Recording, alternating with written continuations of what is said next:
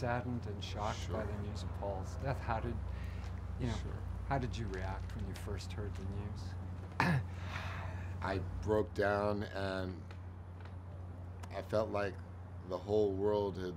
I felt like the world had been pulled out from underneath me. It was hard to even believe, and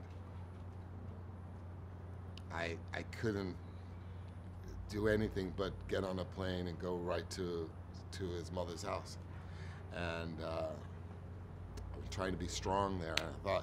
I thought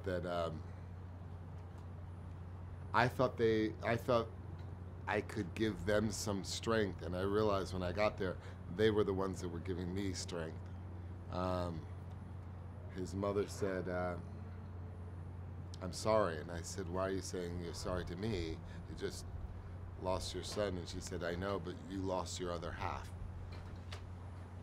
And that was very profound for me, and I went into kind of became a recluse and just tried to kind of drown myself in the tears, and never realized I would be. I grew up as a bouncer, and as a bouncer in New York City, you lost people. And I've had friends growing up that died, but this was something entirely different. In some ways, he was the only person that understood me, sometimes more than my own family and friends, because he and I came up together in this kind of iconic status. We came to this iconic status, and we knew that where we had come from, and there was something. I immediately felt like the world was a lonely place, and in spite of all the blessings and all the love I have in my life, I felt like the world was suddenly a lonely place.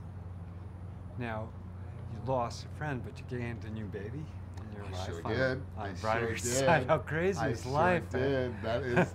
That's what's so crazy about life. I sure did, and I'm so grateful. What kind of dad are you? I am a cool daddy. I'm a proud father, and I feel like I learn more from them than they learn from me. So I'm really receptive, and when my new kid was born, I felt like, okay, here comes another Messiah that's going to teach me something, and wow, won't I be able to learn something wonderful and life-changing from this little infant. You have also over 90 million Facebook fans. I mean, that's like a world record, right? Well, I just, like, besides being amazing, that must be such a huge responsibility. Like, how do you know what to post, what not to post? How do you choose 90 million? It's a huge responsibility. And it's funny because just last week I had a meeting with Mark Zuckerberg, and I'm telling him, when the social media craze began, none of us, any of us, really understood what we were getting ourselves into. Meaning, we didn't really know that there would be a whole virtual country that we would be governing, right? There's no class in governance to teach you how to manage a virtual country. I mean, that many people. And what do you post? And how are you going to protect yourself? How are you going to protect them from, how are you not going to offend somebody and while entertaining someone else, and what's the right thing to say? And I take it very serious, and I have to have no one in the room when I'm posting.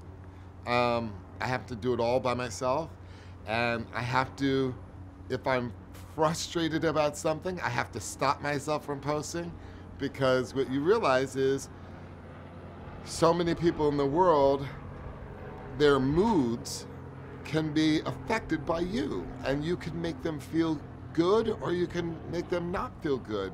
And it's an innate desire for all of us to make other people feel good. And, you know, how you do it. I mean, some people love it when I sing songs, and other people say, don't ever do that again. You're our tough guy.